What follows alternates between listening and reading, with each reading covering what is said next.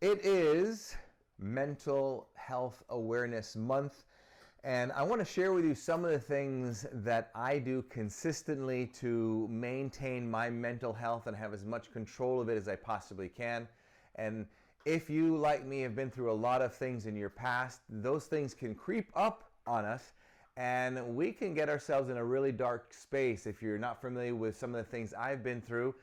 Everything from my wife telling me my baby really wasn't mine. My father was murdered when I was 17 years old. My grandfather and stepfather died of cancer.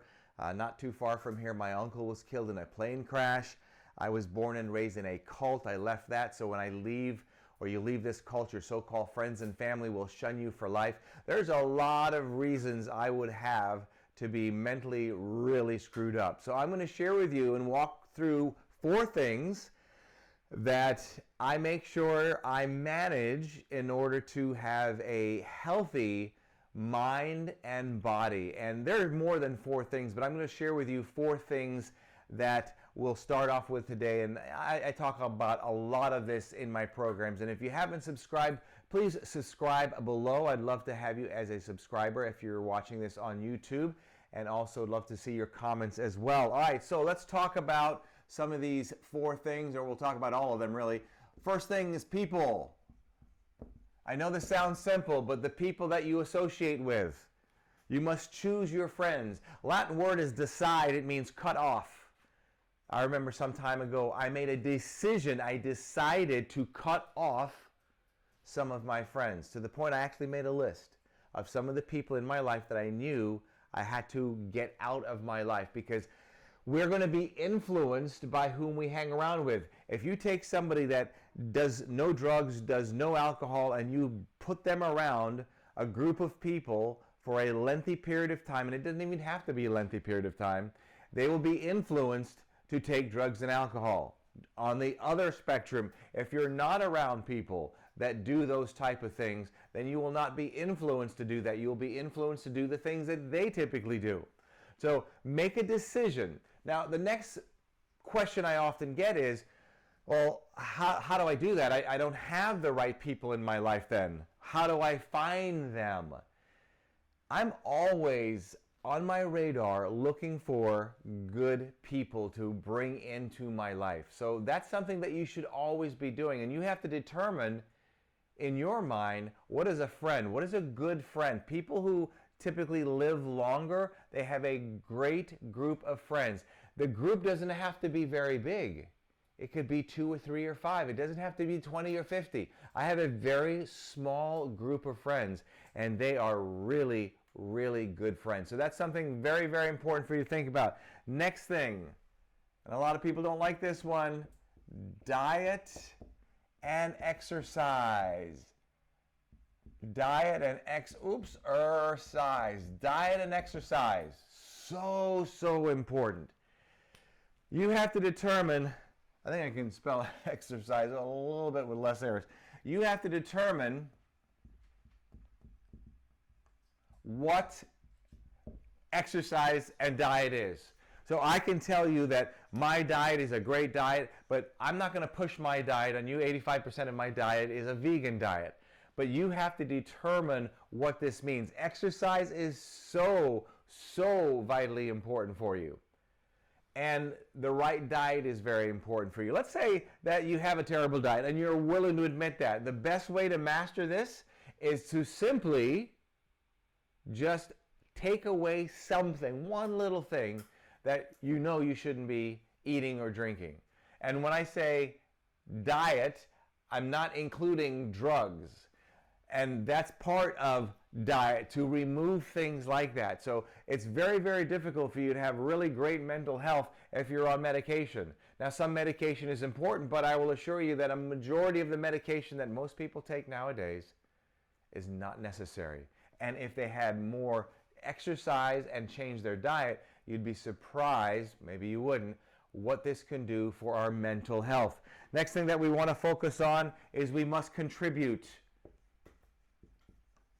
Contribute to society.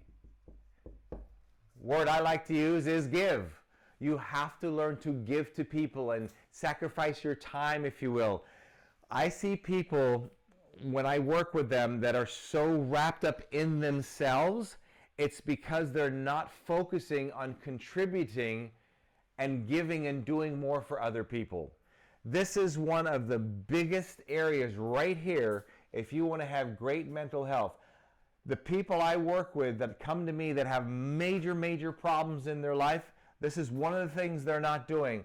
Or if they're doing it mechanically because they're so wealthy, that's just something for them to do, and they're not feeling that. They're just doing it out of just doing it because they should be doing it. But if you're doing it for the right reason, if you're doing it to serve others and help others, this is one of the best things that we can do for our mental health. So my question to you is, how much of this is included in your life? How much are you contributing and giving back to society? So this is very important. The next thing that we want to talk about is purpose. Purpose. What's your purpose?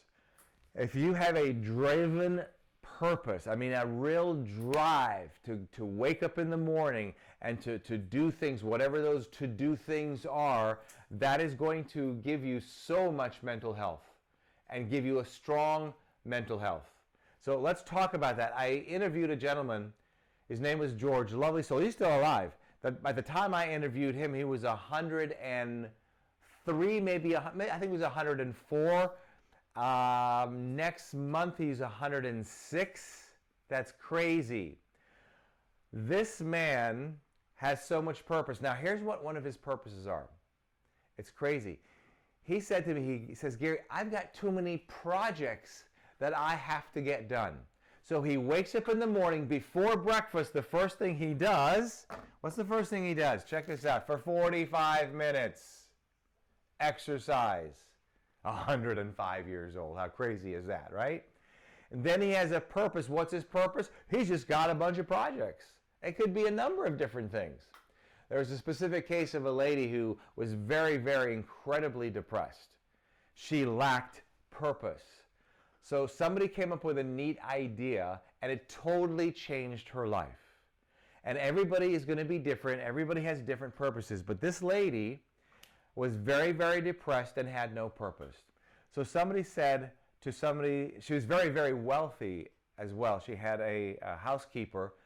So somebody told the housekeeper, get her about 100 orchids, small orchids. And then what happened was it worked perfectly. She took care of those orchids. Then she got more plants. And every morning she had a reason to wake up. And then when somebody had a birth, a baby, she would give them all these flowers and orchids. And when somebody got baptized in the church, she would give them flowers and roses or whatever the orchids were, whatever the plants. The bottom line is it gave her purpose. For you, it may not be planting plants and giving flowers to people that you've planted and you've nurtured. It could be something else. But whatever it is, it must give you a fulfilling purpose. And you must be always looking for that fulfilling purpose. And when that purpose is strong, then you're also contributing. Have the right diet and exercise. Make sure you have the right people in your life, and it will change your game. Constantly work on these 4 things. I'm out of here. Hope you've enjoyed today's video.